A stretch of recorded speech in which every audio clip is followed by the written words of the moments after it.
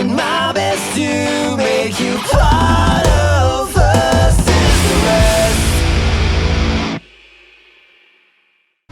Right, so tonight we got a couple videos in the list. Just watching random stuff here and there. Threats to business today is the weaponization of the government against the American people. I've been covering a lot of these topics over the last couple of weeks, and my research keeps bringing me back to one person, Ray Epps.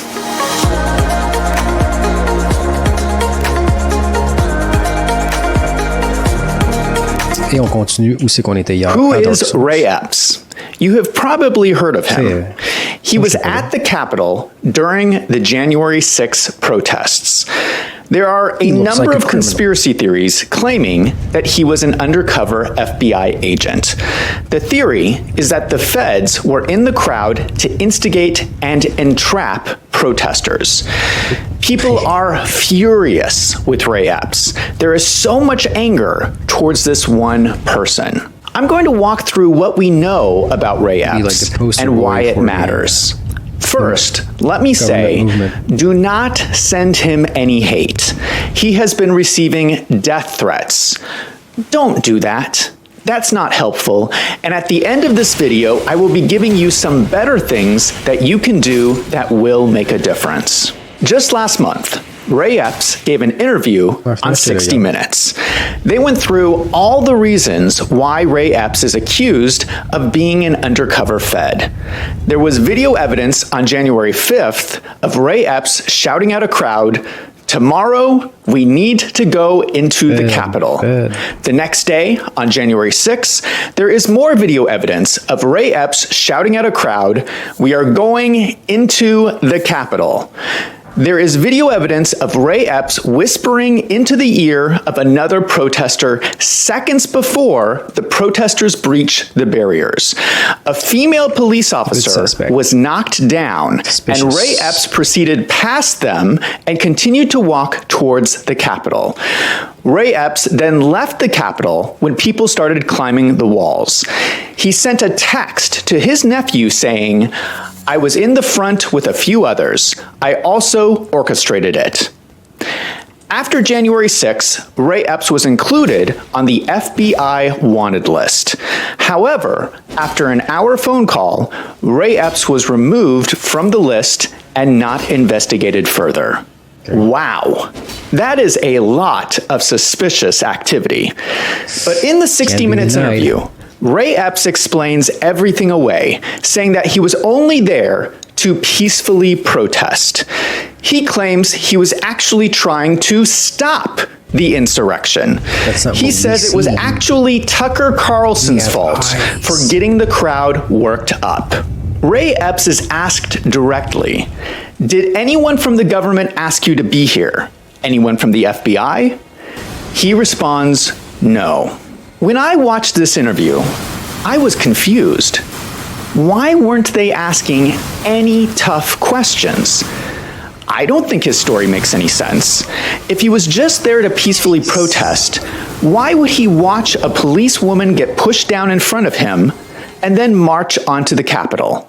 If he didn't do anything, why would he text a confession in writing to his nephew? It seems to me that this is the type of case a prosecutor would call a slam dunk. But instead of challenging Ray Epps, the interviewer just gave him softball questions. Now, why would a hard-hitting news show do that? This was the first January 6th protester they have ever had on 60 Minutes, and they gave him a glowing interview. What is so strange about Ray Epps is the huge contrast in the treatment of the other protesters. 1,000 people have been charged for the Capitol riot. The founder of Oath Keepers, Stuart Rhodes, was convicted of seditious conspiracy. He never went into the Capitol building and was sentenced to 18 years in prison. Proud Boys chairman Enrique Tarrio was also found guilty of seditious conspiracy. Enrique Tarrio was not even at the Capitol grounds. He was sitting in his hotel room in Baltimore. Let me give you another example. Pamela Hemphill is a 69-year-old grandmother from Boise, Idaho, and she is dying from breast cancer. She is a citizen journalist who is at the Capitol to video the protests. When the protests started happening, she followed the crowd inside with her camera and started taking video. This is not someone who was trying to overthrow the government, and yet she was sentenced to 2 months in prison. Let me give you another example. The building is not a Rachel Genko was on video doing the same things as Ray Epps. We got the Capitol. She was actually standing next to Ray Epps at the first barrier. She was walking around in a restricted area outside the Capitol building. She didn't even go inside. She was arrested and charged with trespassing on restricted Capitol grounds, and she faced 1 year in prison, which was ultimately reduced to 1 year probation. This woman did the exact same thing as Ray Epps. Nothing happened to Ray Epps, and this woman is facing prison. Does that seem fair? Now, if you think it is justified that all of these people are being locked away in prison, don't you think it's at least reasonable to ask Ray Epps about all of his suspicious behavior? And don't you think it is strange that the news media never asks him any tough questions? When he says, no, I didn't do anything wrong, like Joe Biden. The news media says, okay, Trump is young at heart. Nothing to see here. I think it's strange. And I'm not the only one to think this. The video of the 60 Minutes interview has been ratioed. For those of you who do not know YouTube lingo, ratioed means that a video receives more negative comments than likes. This is a sign that the public does not like what you are doing. You can see from these screenshots that 60 Minutes received way more comments than likes. And I went through these comments. I did not see a single positive comment. Everything was negative. 60 Minutes was ratioed.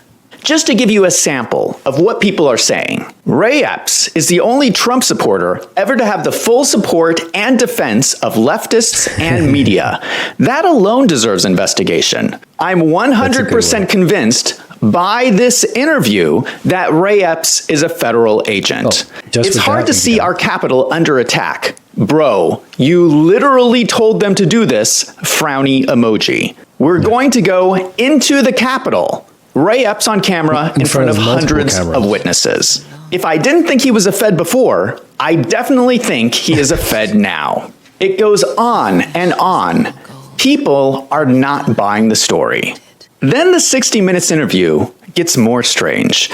After interviewing Ray Epps, they switched to interviewing a government researcher named Tom Jocelyn, who helped write the final report for the January 6th committee. He speaks for the government and confirms that Ray Epps did nothing wrong. He says that Ray Epps was so unimportant that they did not even include him in the final January 6th report. I think it's important to know who Tom Jocelyn is. Do you remember when Joe Biden pulled American troops out of Afghanistan? It was a massive failure, and the U.S. left $7 billion of military equipment behind. Tom Jocelyn is the guy who went on CBS and explained that the failure of the Afghanistan withdrawal was Trump's fault. He said, the deal that President Trump and Secretary of State Mike Pompeo signed in Doha with the Taliban on February 29, 2020, that was really the death blow to Kabul and the Afghan government. This is a person who is willing to ignore the obvious faults of Joe Biden in order to blame Trump. I believe that people call this Trump derangement syndrome. A quick look at Tom's Twitter page shows a lengthy history of tweets against Trump, Tucker Carlson, Alex Jones, election deniers, and even this post against Chinese billionaire Miles Guo, who I have previously reported is being unfairly prosecuted in New York. Tom Jocelyn is entitled to his opinions, but he is extremely partisan. Why didn't 60 Minutes reveal this during the interview? And why was this the guy who wrote the January 6th report? That doesn't seem very fair. In fact, this is exactly the type of person who would try to weaponize the report to get Trump. But there is more. Tom Jocelyn is a senior fellow at a Washington, D.C. think tank called the Foundation for Defense of Democracies. This organization was founded 2 days after the September 11th attacks and has close ties to the FBI and CIA. Former chief advisors include former CIA Director James Woolsey and former FBI Director Louis Frey. Now, I'm not saying there's anything wrong with the Foundation for Defense of Democracies, but I do think it is a bit of a conflict of interest to have someone talking about Ray Epps with close ties to the FBI and CIA. Just giving you my opinion, if I wanted the truth, I wouldn't listen to a word this guy has to say. But it gets worse. More video footage has come out about Ray Epps. This is a screenshot of him breaching the second barrier at the Capitol. The Capitol was protected by 2 barriers. We already saw Ray Epps breach the first barrier. Here you can see him inside the second barrier, inside the restricted area at the Capitol building. This was revealed during the court cases against the protesters. Let us recap what happened. There was a breach at the first set of barriers. Ray Epps was there. There was a breach at the second set of barriers. Ray Epps was there right up front. I don't think this video is consistent with his story of being a peaceful protester. So why didn't 60 Minutes ask Ray Epps about why he breached the second barrier? Ray Epps has threatened to sue Fox News and anyone who reports on this story. I don't want to be sued. Let me state for the record that I have seen no evidence that proves that Ray Epps works for the FBI. But what I have seen is evidence that the FBI does use undercover agents to entrap people. In October 2020, the FBI arrested a group for attempting to kidnap Michigan Governor Gretchen Whitmer. They didn't actually kidnap anyone, they were plotting to kidnap someone. That was their crime. Whitmer had imposed aggressive lockdowns during the COVID-19 pandemic. The FBI used a dozen informants and several undercover operatives. That's nearly as many informants as defendants in the case. Further, it came out during trial that one of the informants, a woman, slept in the same hotel room as one of the defendants, a man. It appears like this woman was trying to seduce her target and then convince him to commit a crime so she could arrest him. When the jury learned about this, they would not convict. In a shocking outcome, the jury was deadlocked. If these men were so guilty, why would a jury of their peers refuse to convict them? That seems strange. The judge declared a mistrial. The judge then started a new trial, and 2 people were ultimately convicted of kidnapping conspiracy. One was sentenced to 16 years in prison, and the other to 19 years in prison. The FBI's questionable tactics are not limited to the Governor Whitmer case. OpenTheBooks.com published a report showing that federal agencies paid out at least $548 million to informants in recent years. That was $294 million from the FBI, $237 million from DEA, and $17 million from ATF. These informants were sometimes given permission to commit crimes to further their undercover work. Between 2011 and 2014, there were 22,800 authorizations to commit a crime. Just so you understand this, your tax dollars are going to pay informants to commit fake crimes so the FBI can arrest people. In these cases, the FBI is actually creating more crime. No. This is the weaponization of the government against the American people. They are taking your tax dollars and using them to attack you with. Yeah, it's because they can control and they know what they're going to do. They astroturf these types of movements. They're not like organic or anything. And they start organically and then they get swayed by government agents like that. So it's because they're then they become part of the compartment, and they're much easier to control. The people they are targeting are anyone who opposes the people in power. Do you save money for doing that? The true irony about the Gretchen Whitmer case is that the defendants had legitimate concerns about what the governor was doing. On October 2nd, 2020, the Michigan Supreme Court found that the governor's use of emergency powers to issue COVID lockdowns was unconstitutional. What the governor was doing was illegal. The men were arrested by the FBI 6 days after the Supreme Court decision. What bothers me the most about the 60 Minutes interview is they used very specific language. Let me put up the question again. Did anyone from the government ask you to be here? Anyone from the FBI? Ray Epps responds, no. Now, I remember when Ray Epps was called to testify behind closed doors for the January 6th committee. If you look at the transcript, they use very similar language. Did you ever work for the FBI? No, sir. The Metropolitan Police Department? No, sir. The CIA or NSA? No, sir. These are the wrong questions. Undercover informants are not necessarily on the payroll of the FBI. We saw an example of how law enforcement works with the release of the Twitter files. Here's an email between the head of Twitter safety, Yoel Roth, and FBI agent Elvis Chan discussing information requests from the State Department, FBI, DHS, Office of the Director of National Intelligence, NSA, and the CIA.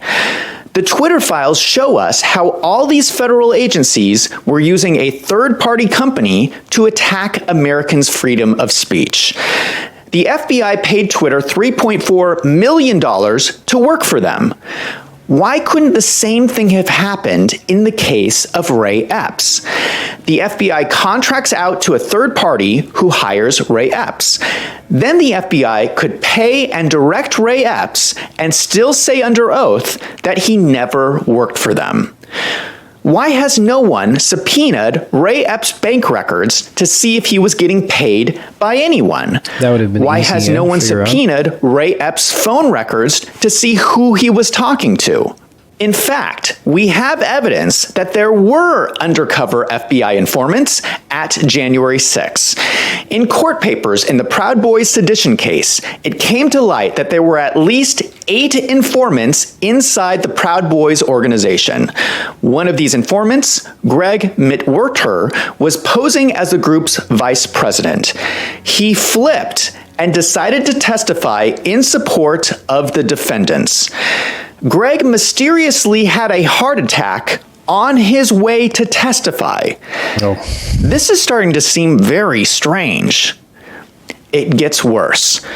Court papers reveal that DC Metro Police had at least 13 undercover agents on January 6.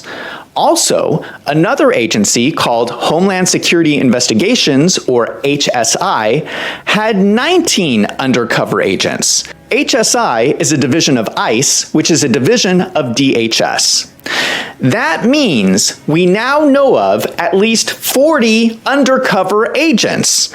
These are agents who are on video cheering bystanders to go into the Capitol. 40 people? How does the number keep growing? I'm beginning to understand why people are starting to call this the Fed-surrection, not the insurrection. To be fair, the government has only admitted to 8 undercover agents so far and has not yet acknowledged the others. So was Ray Epps an employee of HSI? We don't know because no one has ever asked him. 2 weeks ago, the issue of undercover informants came up at a congressional hearing with 4 whistleblowers from the FBI. The FBI has been refusing to release the security footage from January 6. One whistleblower claims the reason they were told the FBI was not releasing the footage was because there may be undercover officers or confidential human sources on those videos whose identity we need to protect. If someone had the tapes, they could compare the people who got arrested with the people who didn't get arrested and figure out who the informants were. This is also in contrast to what the head of the FBI, Christopher Wray, testified to Congress. When Wray was asked if there were any undercover officers, he said, "As I'm sure you can appreciate, I have to be very careful about what I can say about when we do and do not, and where we have and have not used confidential human sources. But to the extent there's a suggestion, for example, that the FBI's confidential human sources, or FBI employees, in some way instigated or orchestrated January 6th, that's categorically false." So Wray is saying undercover agents were not involved in January 6th. The whistleblowers are saying they were involved. Someone is lying, and I would guess that the liar is the same person who will not release the footage. What is even more suspicious is that Senator Ted Cruz asked senior FBI official Jill Sanborn about Ray Epps. This was at a congressional hearing under oath. Ted Cruz asked, "Was Ray Epps a Fed?" Her response was, "Sir, I cannot answer that question." What? If Ray Epps was not a Fed, why didn't she just say no? Attorney General Merrick Garland was also asked about Ray Epps under oath. He refused to answer, saying he would not comment on an ongoing investigation. What? If Ray Epps was not a Fed, why didn't he just say no? This is getting really bizarre. Am I the only person who thinks this is strange? No. Ray Epps is not the real issue here. The reason why people are so upset is because there seems to be a double standard. Why is Ray Epps being treated one way when everyone else is being treated differently? People are going to prison for years, and Ray Epps is getting softball questions on 60 Minutes. And we can see I the believe videos. the American them. people have an innate sense of justice. He's really it's encouraging part of people to who get in we the are. Capitol. We know what is right and wrong, and we value that. We stand for truth, justice, and the American way. If you are upset about Ray Epps, the best thing you can do is trust yourself. You know what is right. And if something doesn't seem right, it's okay to speak your mind. It's okay to ask questions.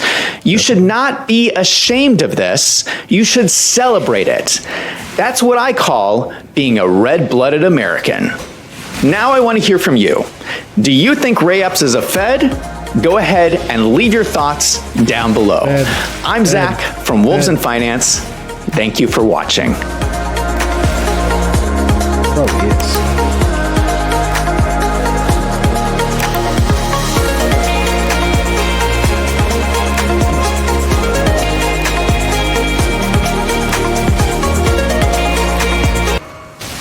Hey, let's get going.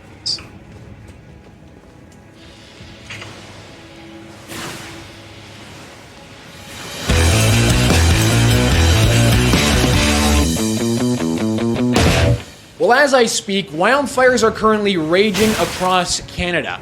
If you've seen the near-apocalyptic video coming out of Nova Scotia, the thousands of photographs of New York blanketed under a thick orange smoke, or even our nation's capital, you'd be right to assume that it's pretty Sounds bad. low. I mean, it certainly looks that way, doesn't it? But as always, our journalists and politicians already have the answer as to why all of this is happening. Climate change. Like magic.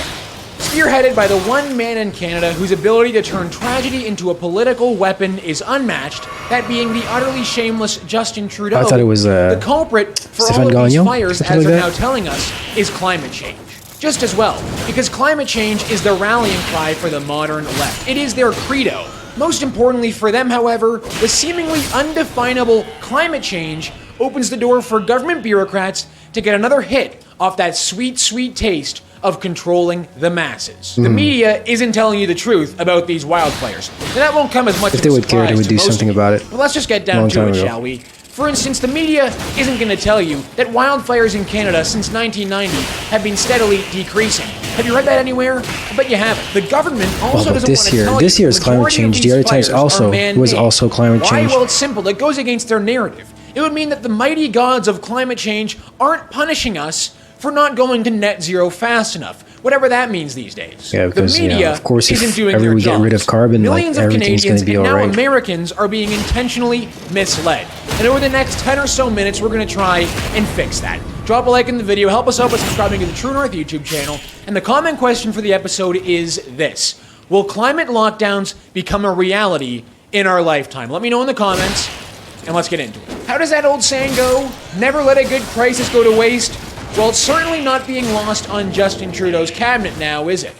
Year after year, with climate change, we're seeing more and more intense wildfires. And with the accelerating impact of climate change, we very much will continue to do so moving forward. Part of this is because of climate change. Ah, oui, Stéphane Gagnon. And that I think that's we him. collectively, certainly in Canada and around the world, need to do more and accelerate the fight against climate change. Clearly, this government has not taken the climate crisis seriously. Their actions show that very clearly. Our country is literally on fire, and this Liberal government thinks that business as usual is fine. What you just saw was Justin Trudeau, Natural Resources Minister Jonathan Wilkinson, Yeah, seeing it's such like a ex-climate convict and current fake, Climate Change Minister Stephen Guilbeault, along with, of course, a Jagmeet fake Singh, adversary for immediately Trudeau. blaming climate change for these destructive It's wildfires. total But in sellout. reality, what they're doing is advancing their political agenda of high taxation, natural resources destruction, and ultimate and total control over the people during a serious crisis. Now, my favorite piece of climate theater came from Elizabeth May, the Green Party leader, who delivered this rather dramatic statement in the House, followed up by a call to end the Trans Mountain Pipeline. Of course she she's did. Obviously, the Green it's those Party greedy leader. oil CEOs that caused the Like, climate Green change is now that caused the wildfires. anti-carbon, Prime but not Minister's right nothing about else. this one thing. Climate change is real, but the policies of the current government do not meet the requirements of the moment. We're in a climate emergency. Our eyes are burning in this place. There were like 30 the million people parliamentary Ottawa bubble has been on pierced such a big by the forest fires across land. this country, and yet in this place, the debates are inane. Please, will the Prime Minister Like, commit making to us canceling poorer the Trans Mountain will make Pipeline, us being protecting even the less able to northeastern slope of Newfoundland from tackle oil and gas whatever development now? problems we Now, in the United States, might the have. Democrats, just like the 'Cause, Liberals, like, would never let this crisis go to poverty waste without also trying to makes advance their you, own political agenda. even Watch as more, Chuck Schumer delivers his prone best Justin to, Trudeau impression on the to Senate pollution. floor. These Canadian And like wildfires killing are truly our unprecedented. And we cannot economy ignore that or climate change, like to defeat climate change is like these disasters oxymoron. worse. And just like in 2020 and 2021, the legacy media, after companies receiving that their should do it. marching orders and talking points from the government, If they really are doing cared. their job of regurgitating those talking points. Not doing actual journalism, of course. Take a look at this article from CTV News. Canada's unprecedented fire season linked to climate change will be the new normal. Well, then according fight to it. Scientists. You think it's the new While normal? firefighters Fight work it. tirelessly to battle you need the to adjust merciless to the flames earth, and no prevent matter what. further destruction. So, we're Scientists not gonna say find, that like, wildfires are another linked place to to go. climate Well, not change, really, maybe and not. this will be the new normal. Now, despite Quebec and Nova Scotia still investigating the cause of the wildfires, the Washington Post, just like CTV News, already happens to know the reason why the fires were started. Of course, it's climate change.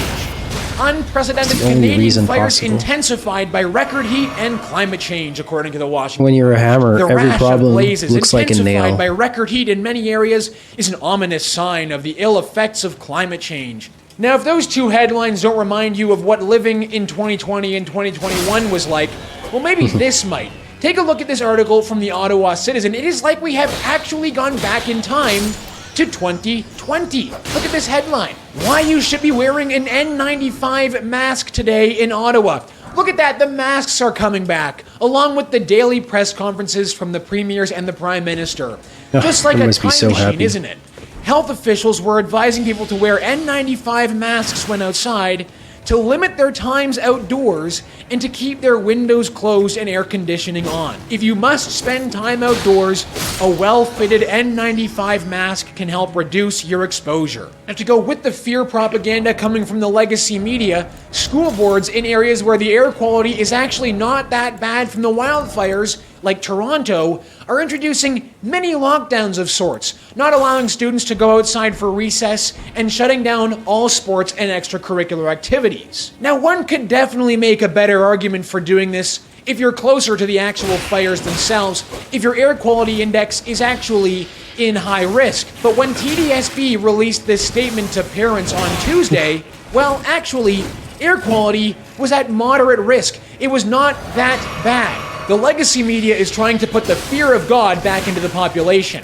A population that is too afraid to go outside, that is too afraid to take a muzzle off their own face, is not the kind of population that is going to oppose a highly restrictive and controlling government agenda. And that looks exactly like what is happening right now. But here is what the government is not telling you about the wildfires. Despite all the noise coming from far-left politicians and climate zealots that the reason for these fires is climate change and climate change alone, well, there's a far more compelling case to be made about why all these fires are suddenly popping up. And that would be, of course, that they're being intentionally lit by arsonists. In Alberta, the RCMP have charged one woman with 32 counts of arson after she intentionally started several wildfires in late April. Later that month, another Alberta man was charged with 10 counts of arson for doing the exact same thing. Last week, a 28-year-old woman was arrested by the RCMP on Vancouver Island for also setting off a string of fires in the forest. A few days ago, Calgary police arrested a man for setting off a brush fire.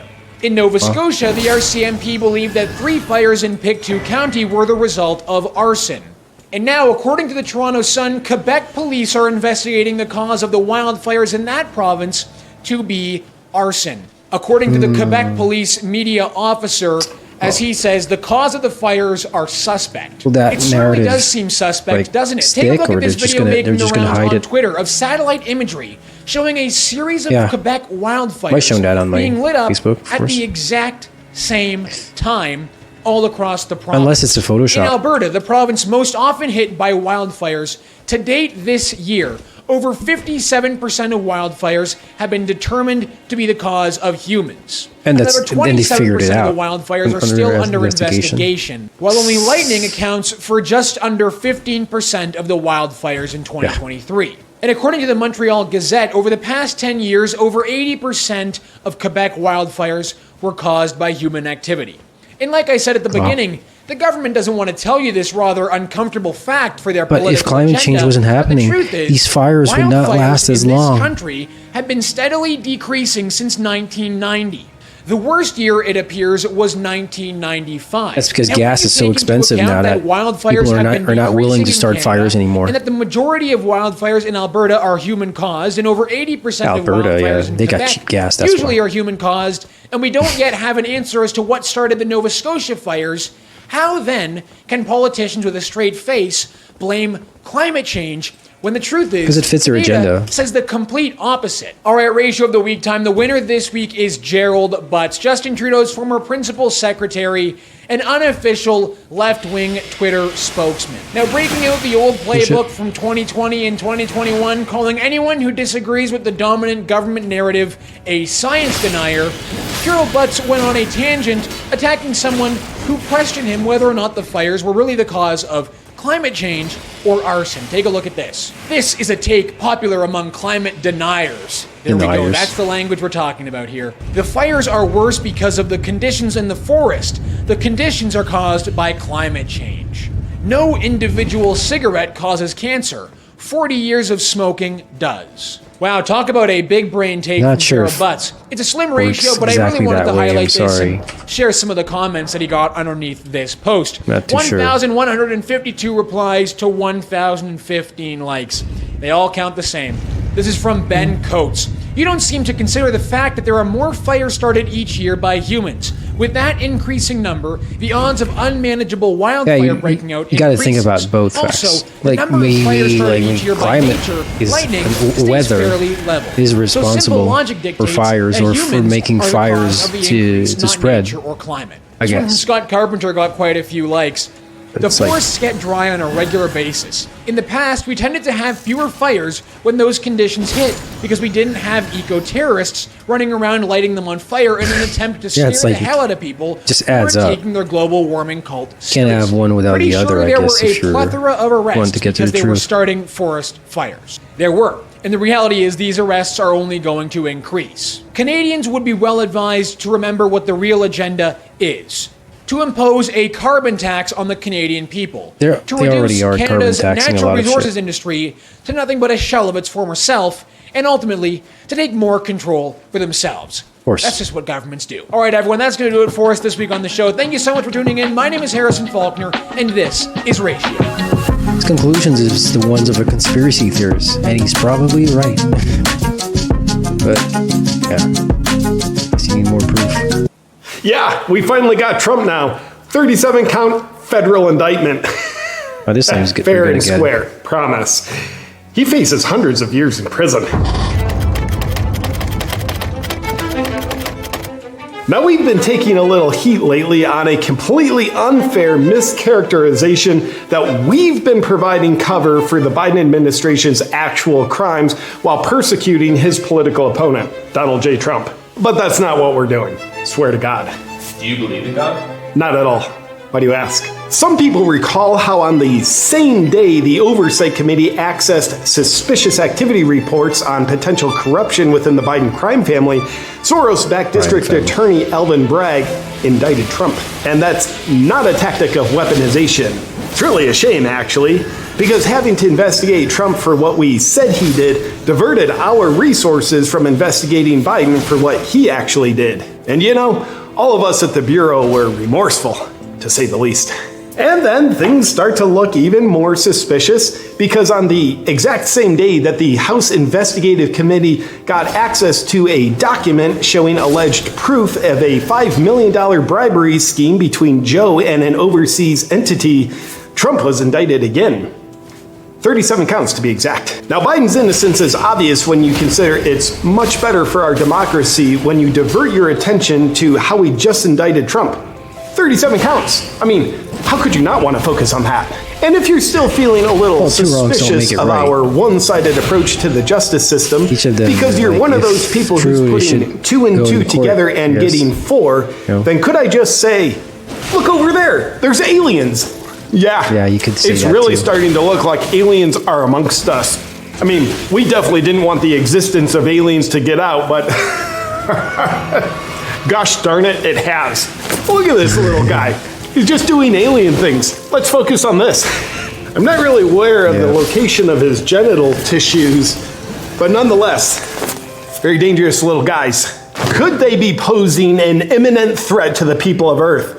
We don't know, but the answer is definitely yes. That should leave you in enough fear that you desperately want someone to protect you, and thus you become more loyal to your captors. Us. Leveraging Stockholm Syndrome against U.S. citizens is necessary to preserve the democracy that we tell you you're still living in. Yes. Hasn't Biden done the exact same thing that Trump is being indicted for? Probably. Well, we've heard the rumors that Biden has done the exact same thing of having illegal classified documents. It's the same thing. But with Biden, it's completely different because he had more of them in a less secure location, his garage, and therefore it's not a crime. They were by a Corvette for crying out loud. Something like that. Corvettes are constitutional. Did you know that a big part of propaganda is accusing your enemy of what you're doing? Yeah, it's pretty good, isn't it? I mean, it's not really that's absurd. Oh, no, if we wanted to do that, which we aren't, and the thought never even crossed our minds, we wouldn't even be able to. Because for a regime to implement such a deceptive strategy, they'd have to control virtually all mainstream media for it to work. And we obviously don't have that kind of control. It seems like you do control all mainstream media. Not Fox. They just got rid of Tucker Carlson. Oh yeah, we do control them all now, don't we? No, we don't. Yeah. As far as I'm concerned, what they're all doing is just honest journalism and coincidentally arriving at the exact same conclusions 100% of the time in support for one side and happening to be unsupportive towards our enemies. That's quite a coincidence. Well, I guess the odds may ever be in our favor. But do you know what else is a threat to our democracy? Letting Trump run for re-election without us interfering to create the election outcome that will happen regardless. Of course, for our democracy. That doesn't sound like what happens in a democracy. It sounds like totalitarianism. Yeah, that's right. Our democracy. They always say incorrect. our democracy. Democracy. It's been said that democracy. Biden wants Trump to virtually be given a That's how death to get away sentence with it. over these latest indictments. Yeah, they definitely want him dead. Hard for him to stop what the Biden administration is being used to implement if he's spending a few hundred years in prison or until he dies, whichever comes first.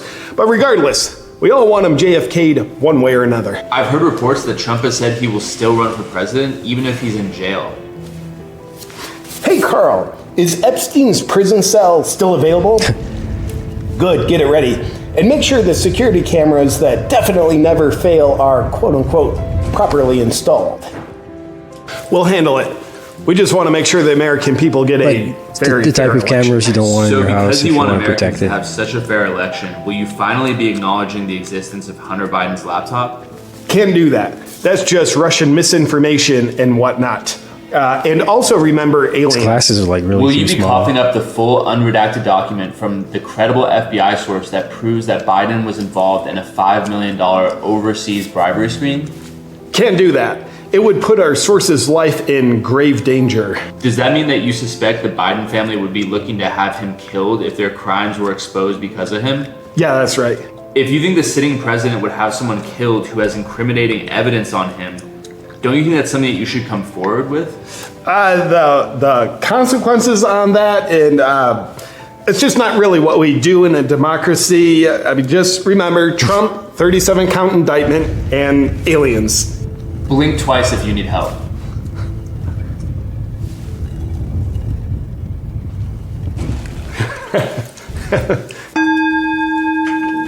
I'll tell you, I think there's two things the world needs more of to be a better place. More redheads and more red light. I don't know about you, but I'm someone who doesn't like to have obstacles in my way of living life the way I want, whether it's sore muscles, stress, or poor sleep. And once I started bringing red light therapy into my life on a regular basis 2 years ago, I noticed I get over those hurdles much quicker now. And in my opinion, nobody Milk Bar TV put together this compilation of people discriminating against the unvaccinated. Let's watch. I'll play. Didn't we watch something that it's just like 2 minutes long. Watch. The community that faced the most restrictions on their freedoms in the last year were those who made a choice not to be vaccinated. Premier of Quebec, François Legault, announcing a Canadian first that the province is looking to implement a special tax on the unvaccinated unless they have a medical exemption. Nation by nation, Europe is turning into a two-tiered society in which those who refuse to be vaccinated will live under lockdown without full access to society or jobs, facing fines and even jail. Tonight, millions of unvaccinated Austrians on lockdown for at least the next 10 days.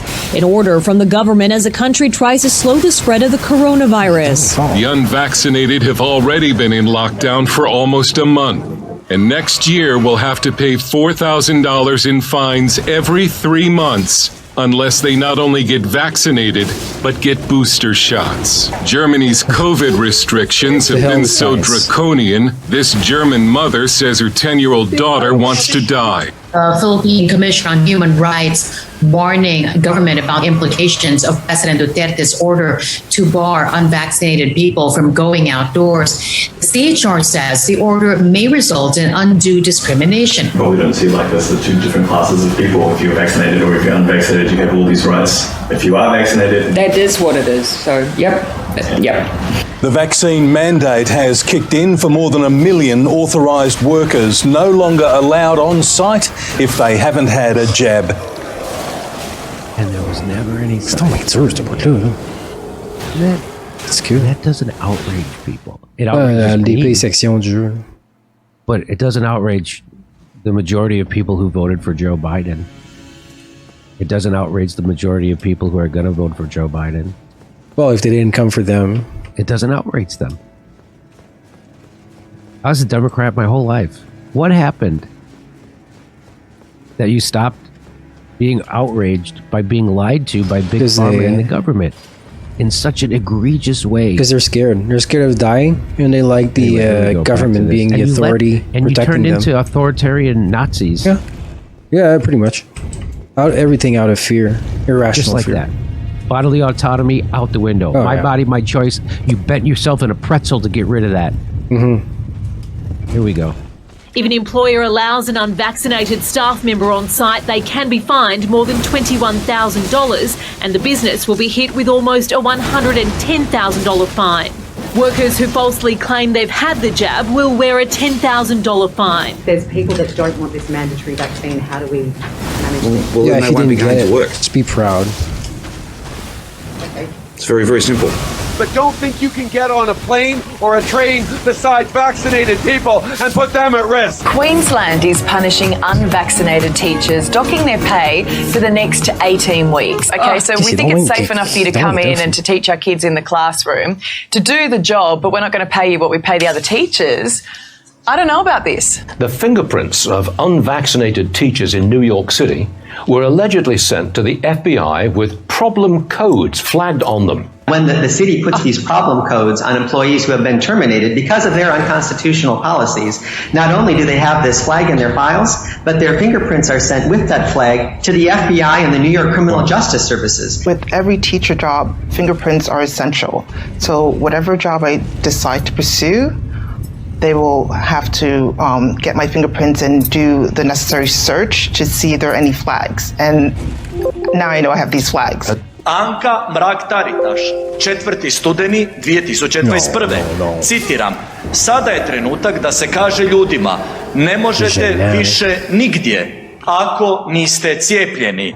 This morning, it's a race against time for DJ Ferguson and his family. The 31-year-old father of two with a third baby on the way desperately needs a heart transplant.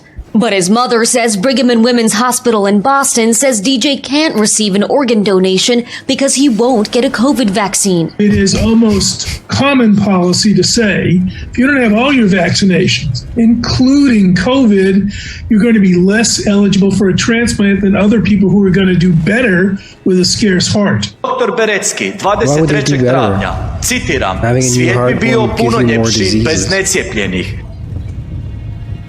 Sramite se.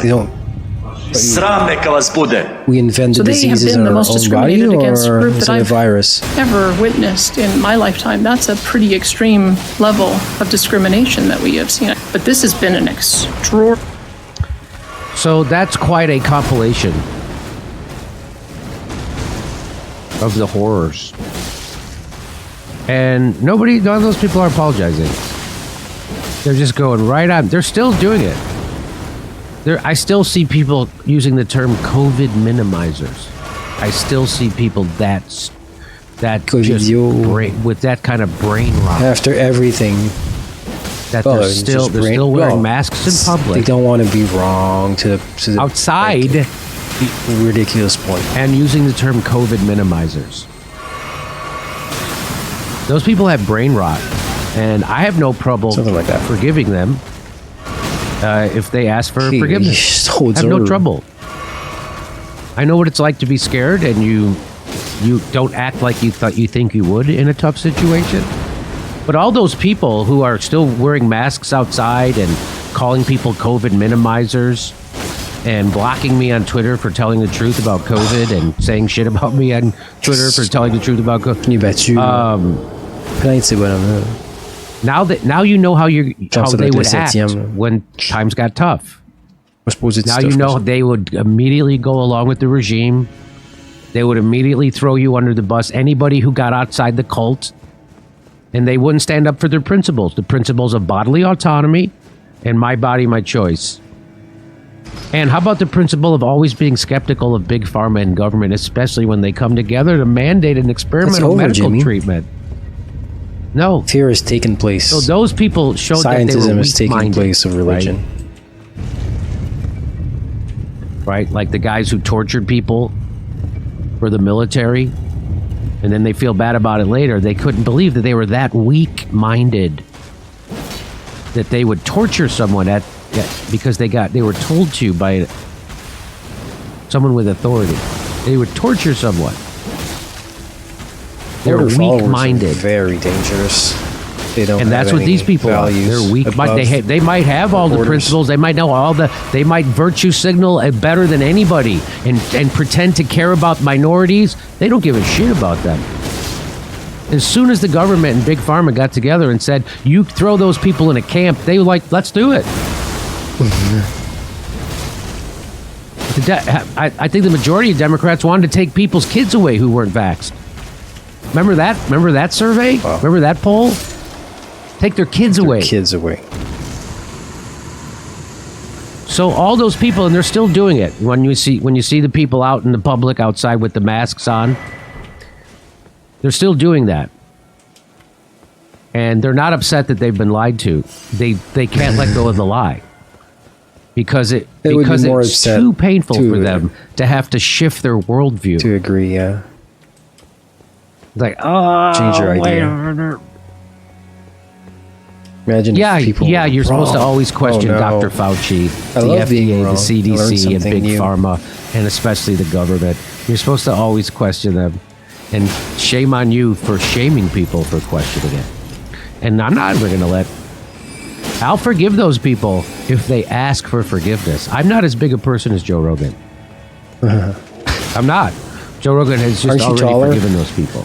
Like Joe Rogan's I don't know. That's a kind of character hopefully I can acquire. Like a toe? It's like as tall as a toe. But I'm not going to let them forget about it. And if they even when they apologize, I'll accept their apology and I'll forgive them. And I won't hold a grudge.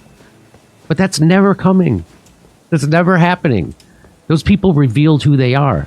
They're very small, frightened little people when the rubber meets the road.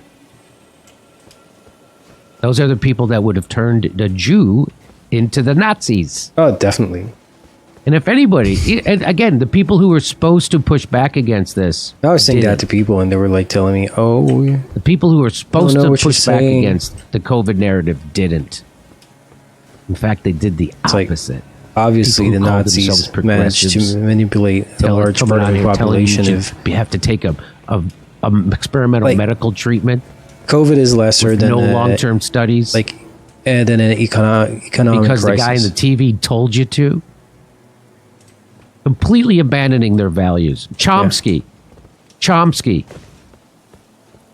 Again, I could forgive Chomsky. He'll never ask for forgiveness. In fact, he'll never even bring up or admit that he was wrong. And it turns out Chomsky's just as big a narcissist as all the people he's always critiqued his whole life. He's super smart. He was also a super big asshole when it came to COVID. And Medicare for All, by the way. And every election every 4 years. But super still glad he wrote Manufacturing Consent. I think Ed Herman actually wrote most of that book. Ooh. Okay. But of course, the WHO knows what they're doing. They're the ones. And they're the ones who tell you, I got to tell you, the vax is super safe and effective. And it doesn't stop transmission, but it certainly slows that transmission. Look how slow it is. Look at how slow. Just everybody in the world already got it. But the vax did slow it. It slowed it. And it kept all those people from becoming hospitalized or super sick or dead. Hey, everybody, only $10 to go see my new stand-up special, COVID Lies Are Funny, at jimmydore.com. And come see us do a live show. We're going to be in Cohoes, New York, Hartford, Connecticut, Bakersfield, California, Baltimore, San Francisco, Huntington Beach, Rosemont, and Chicago, Las Vegas, Salt Lake City. All right. So and more. For me, in New York. See you, Jimmy. See you, everybody. Ciao.